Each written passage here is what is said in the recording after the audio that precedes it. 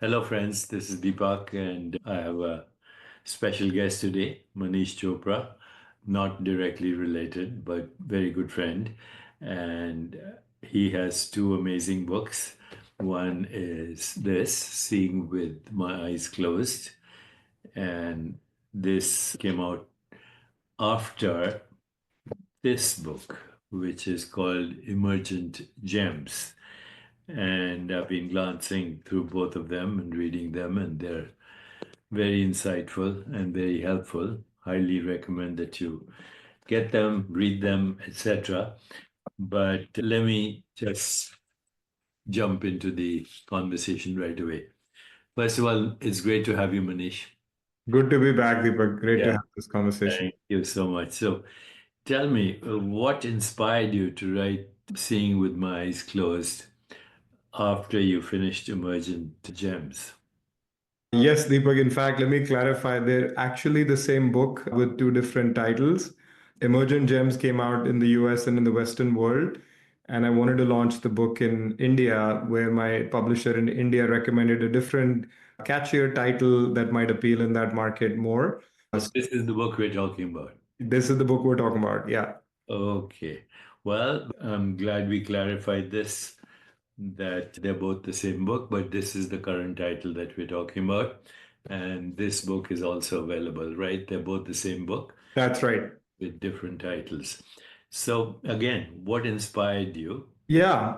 So, Deepak, as you and I have talked, I've been now a meditator for over 10 years.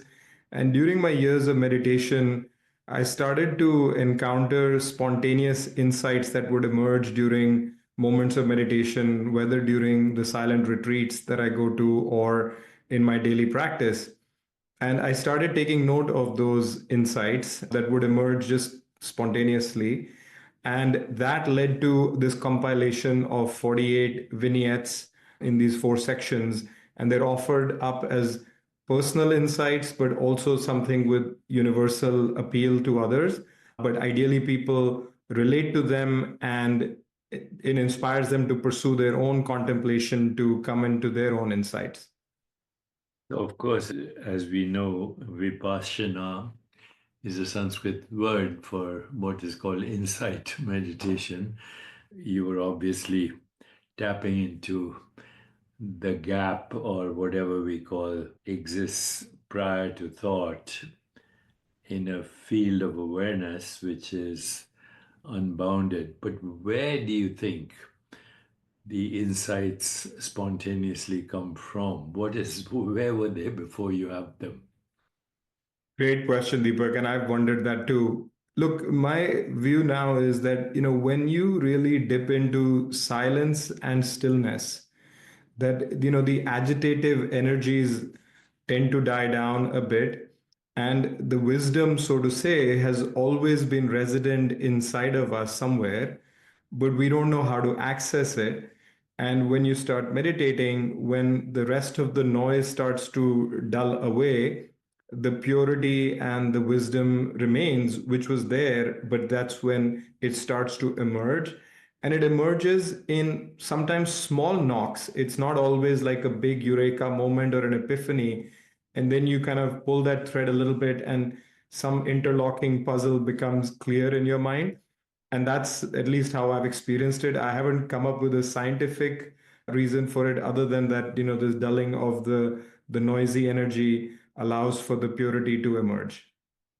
So, what you're saying basically is that our normal internal dialogue, which is based on the conditioned mind and all our conditioning, whether it's cultural conditioning, religious conditioning, economic conditioning, whatever, ethnic conditioning, but that normal internal dialogue is the noise, and is the signal is in the gap between, or is the screen behind the noise, really.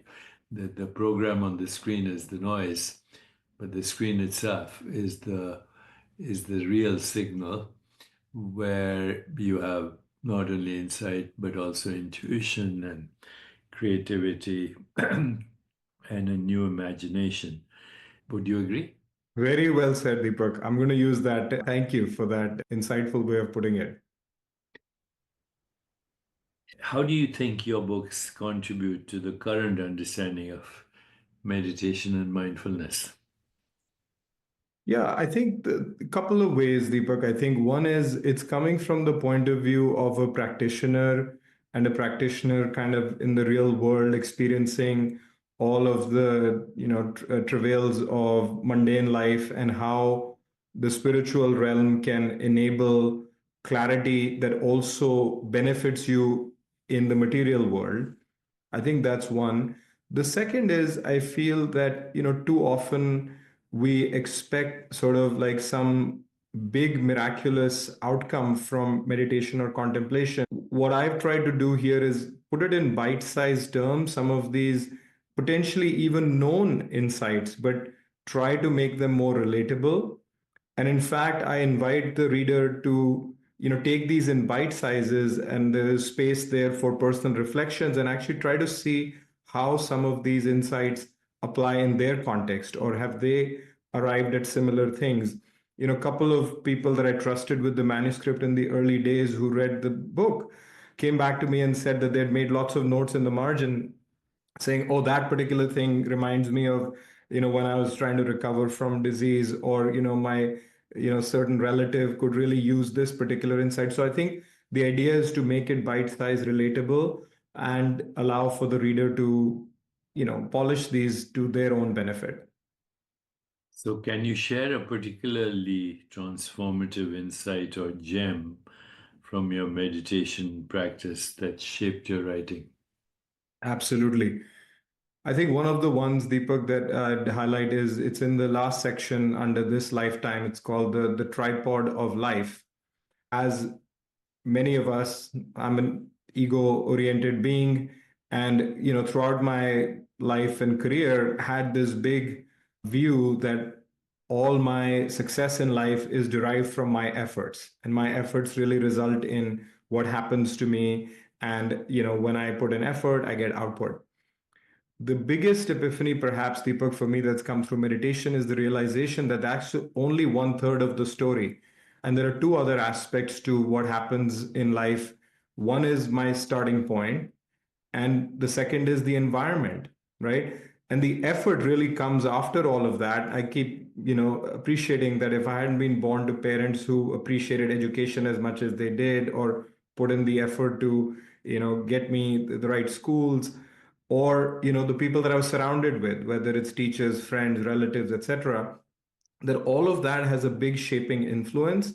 So, in a humble sort of way, it's made me realize that, I'm more fortunate than, and that led to my, whatever achievements have happened. But it's also given me a bit of caution that since my effort is only a third of the story, I need to kind of triple my effort in order to make sure that I can maximize on that particular index. So, what are the three? One is effort, one is the spontaneity of insight. What's the third part of the tripod? No, I'm sorry. The tripod is like this, Deepak. I'm saying it's the starting point, my starting point in life or in any given situation. The second is environmental factors, weather, people, situations, etc. And then on top of that sits my effort. Okay. And previously, I was egotistical enough to think my effort is the entirety of my life outcomes. But I've humbly concluded that it's the starting point that creates the foundation, the environment that provides either the nourishment or the distractions. And then on that sits whatever effort that I'm able to put in. Very interesting. And now that everybody's talking about AI and intelligent agents, or what they call DAO, distributed autonomous organizations or agents, I think in a way, as humans, we are like distributed autonomous agent of the infinite possibilities in consciousness. We come with infinite possibilities, but then the environment restricts our range of options in a way. So, this whole argument about free will versus determinism actually becomes moot because Yeah, we have both. We are restricted in our options through the constructs we create right. culturally. even religiously. So there is and yet we have the freedom to question them. And that's where meditation comes in as well. Exactly. And So, yeah, go ahead. I was going to say one of the other ones that therefore has come clear is that there are no coincidences. This is in the first section. But the idea that we believe, people say, oh, what a coincidence. The more I've been meditating, Deepak, I think it's becoming clearer and clearer that there is no randomness in the universe. And what you just said prompted me to think of that things happen for a reason. And that's not to be bemoaned as that we have no free will. But the idea is that our actions have led to certain outcomes or are leading to certain circumstances, and it also allows for the possibility of appreciating synchronicity, which is everywhere in the universe. And I know you talk about that a great deal, but that's my other big epiphany, is that there are no coincidences in this universe. Well, the word coincidence means coinciding, Right. same as synchronicity, Aha. synchronized in time. So I've always thought of synchronicity as non-local correlation, which is the infinite organizing power of consciousness, which lies at the source of all experience and a source of all thought. Can you share your first Vipassana retreat and how did it change your perspective on life? Yeah. So this goes back now about 15 years, Deepak. And this ties into another gem, which is that only when the student is ready, then the teacher appears, as we all believe in spirituality. It took me long 5 years to listen to my lovely wife, who's been insisting that I try this, to finally give it a chance. And it was a profound experience. I came to the realization that I was living a life that was not wholesome, both at the physical level, at the mental level. And it kind of opened the doorway to a new way of being and a new way of experiencing life and the universe.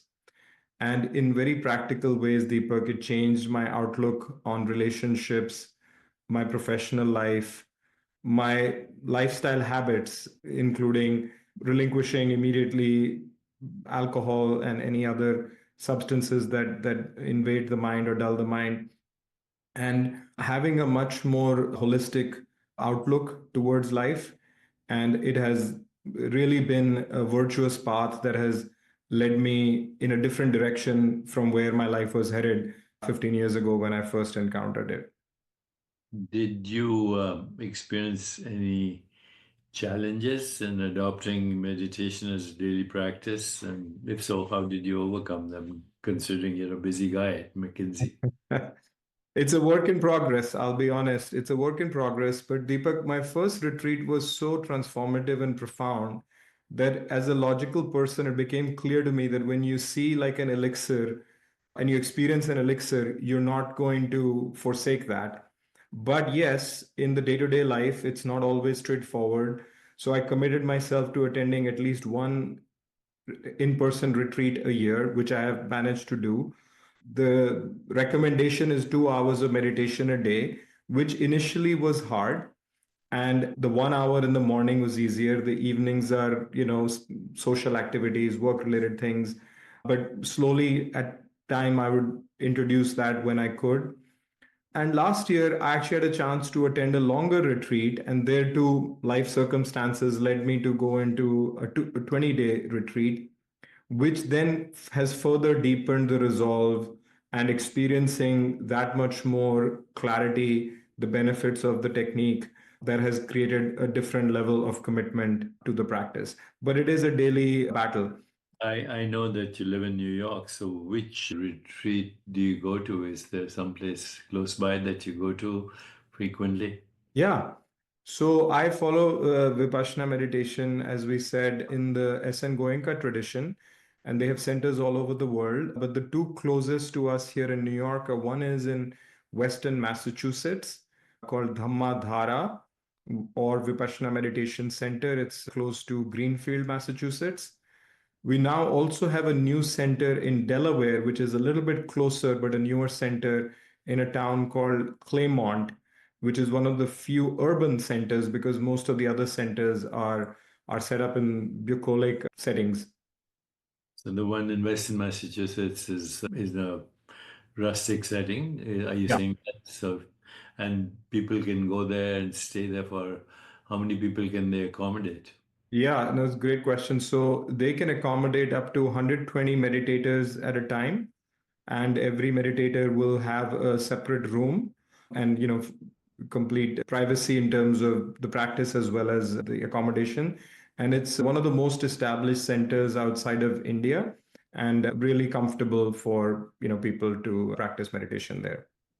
So share with me what do you think a beginner should do? Should a beginner approach Vipassana meditation? Yeah. Deepak, I get this question a lot, and I'll give maybe an unpopular response, which is I really think that one has to start out with a retreat.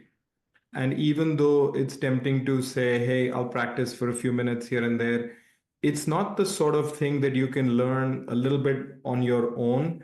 I give the analogy to, I learned to swim late in life and I had to go to a boot camp for a couple of weeks to really learn it. And I would never recommend anyone watch a couple of YouTube videos and jump into a pool. So learning to meditate is, like that. It's like learning a new sport or a new instrument. So the best way, in my opinion, to learn Vipassana meditation is to go to a retreat. I know they are a week or 10 days long, depending on the tradition that you follow. But the depth of impact that you will have in a retreat will then become the foundation with which you can build on a daily practice, which, as we said, can be, depending on your life conditions, how many minutes or hours you can devote to it. But my recommendation really is find the time. And here's my other incentive, Deepak. Our lifespans are long these days. 10 days may seem like a long time, but it's actually a very small fraction of our lifespan. So it's worth the investment. I know you're a senior partner at McKinsey. How's meditation influenced your professional life, or has it? Absolutely. It really has. Deepak, I can also safely say, even though it's a public audience, that I'm still in my career and profession thanks to Vipassana because the level of stress, intensity, and just the logistics, the travel is so intense that having a practice like this has allowed me to be more centered and anchored. But in a more practical way, Deepak, it's helped me in a couple of different ways. You said Vipassana means insight, also means viewing things from all angles. One of the humbling things that has also happened through learning to meditate is the ability to see other perspectives that I was having a harder time seeing before. Meaning, you're often viewing things just from your vantage point as opposed to the multiple people that may be involved. That's helped me in terms of relational dynamics in the work context to see other people's perspective more easily. I think the second thing, importantly, is we're all high achieving people obsessed with outcomes. Also, with meditation comes the realization that outcomes are really not in our control, or as we said earlier, only partially in our control. And also, our perspective on outcomes may be what is negative or positive. Outcomes are really just outcomes. So I've surprised myself sometimes in situations where I've had what I would otherwise view as setbacks in the work context, losing a client or some other kind of seemingly upsetting situation. I've managed to see it with more perspective and not allowed that to completely overwhelm me. And I think the third is a little bit greater sense of purpose. So, a lot of people, when I went through my first retreat, Deepak, were conjecturing that I might leave my career, become a fully kind of spiritually inclined person and pursue that entirely. Interestingly, the realization came through meditation that actually the profession that I'm in is a noble one, which is helping institutions be more successful. And the particular line that I'm in, which is working with health systems or hospitals primarily, is another kind of environment where people get care, that actually focusing on that is one way for me to contribute to society, but becoming more selective about serving causes that have a deeper purpose as opposed to just a financial gain. So those are a handful of ways in which it has impacted my orientation around my profession. You mentioned earlier that you gave up alcohol and became a vegetarian. Was that intentional? Did that require effort, or it was kind of spontaneous? The truth is, Deepak, it was completely spontaneous and unexpected to the degree. If someone would have cautioned me that there is even a 1% chance that could happen from Vipassana, I may not have attended the retreat. I grew up in an environment where meat eating was common, and alcohol is part of the social context. And so much so, my father-in-law, who'd picked me up from the retreat, had come prepared that Manish will have not had a drink for 10 days. What's he gonna want right after the retreat? And when I told him, Dad, I can't drink again, and he said, okay, we'll see about that, let's wait till the evening. And then when the evening came and went and nothing happened, he said, is this like a short-term thing that you're committing to? Or I said, I think willingly I cannot drink again. So that's the end of that. But I'll admit, Deepak, there was absolutely no insight into the fact that that might be an outcome. But it has not been hard. I tell my friends and colleagues, I don't miss it. I think people say, and it's a little bit also the realization came that it was not serving me well, even when I think about it as a social thing.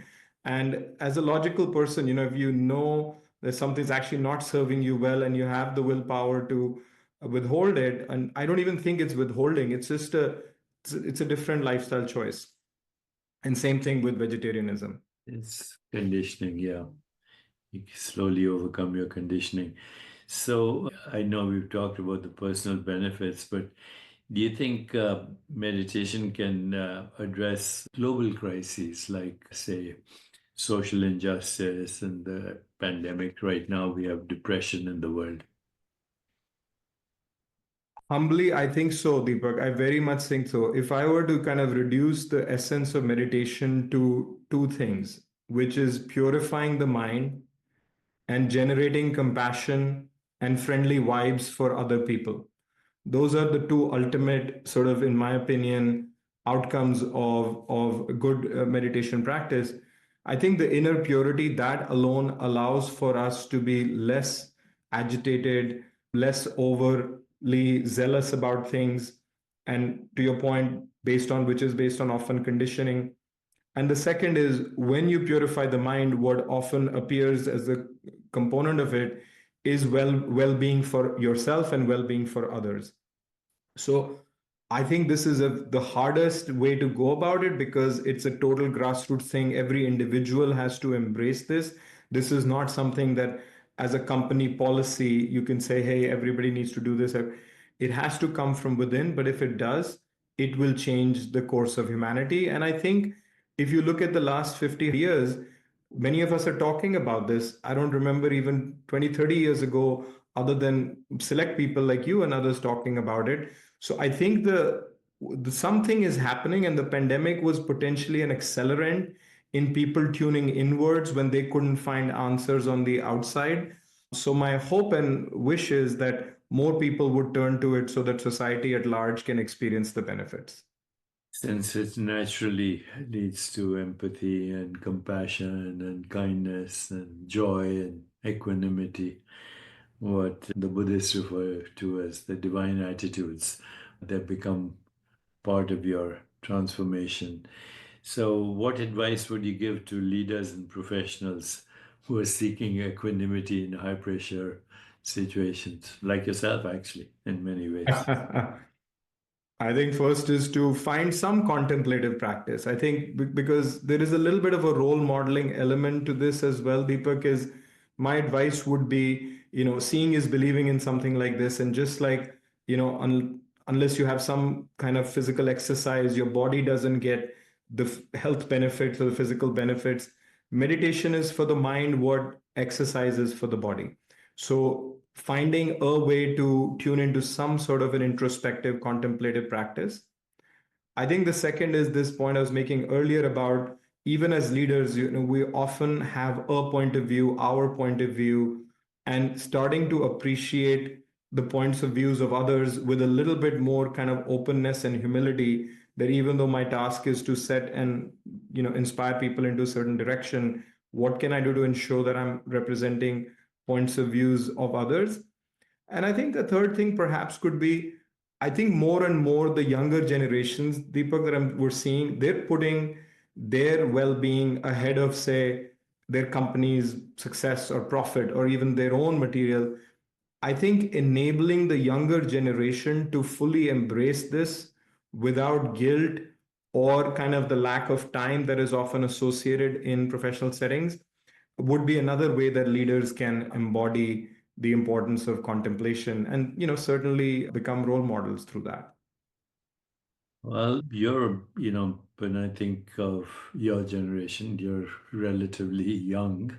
What are your upcoming projects or plans with McKinsey and with this interest that you have, which is very deep, it seems to me, even more deep than any other engagement that you have. So what do you see as your future right now? That's a big question, Deepak. We'll have to continue it over a cup of tea. But, in short, let me start with your second part of your question. So, one of the things that this was a little bit of a byproduct of my last retreat, that I came to this realization that maybe one of the biggest contributions or service that I can do is to bring leaders to meditation. So, in fact, in 2 months at that same center we were talking about, we are hosting a retreat specifically for leaders from all walks of life. And we've invited applicants from all over the world. Majority of them are from North America, but there are several coming from Europe and Asia, Latin America. And 120 of these are going to be people who are C suite executives or people from education or public policy and government who are going to learn Vipassana meditation, most of them for the very first time. So I think that's one thing that is really consuming a lot of my energy, and I'm very energized by the ripple effect that that could create. Because if the top of the society can embrace the benefits of it, it will percolate more so.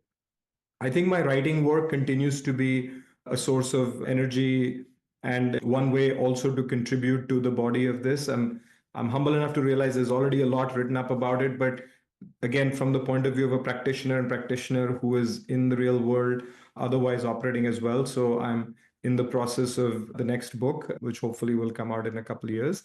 Quite good.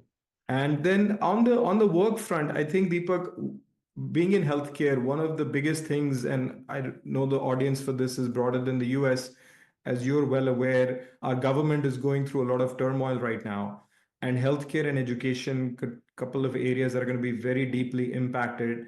So I think from a professional point of view, my hope is that once the dust starts to settle from all the moves that are being announced and so forth, that health systems and education institutions are going to need a lot of clarity and direction and support to survive, if not thrive in this challenging environment. So that's where my energy is going to focus professionally, is to help those systems in this moment of grave uncertainty. Yeah, well, I agree. We are living in uncertain times, but then, as Nietzsche said, when there is chaos, there's creativity as well. You must have chaos within you to give birth to a dancing star. My very special guest has been Manish Chopra, and the book is called Seeing with My Eyes Closed, Insights from Moments of Meditation. Pick it up and give us some feedback. Thank you, Manish, for joining me today. Thank you, Deepak, for the time together.